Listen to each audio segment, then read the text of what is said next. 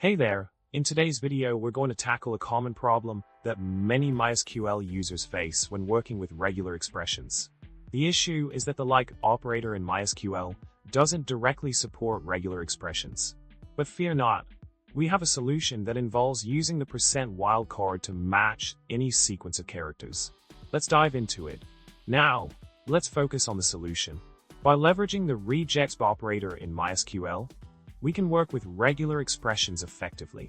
The provided code snippet sets a variable at investment_code to $ABC09+, and then performs a select query on two tables. The first query retrieves specific columns from the investments table based on a regular expression match with the investment_code field. The second query does a similar match on the standing_data table. This approach allows for more complex pattern matching within MySQL, giving you greater flexibility in your scripts. In summary, we've covered a workaround for using regular expressions in MySQL by utilizing the regex operator and the %wildcard.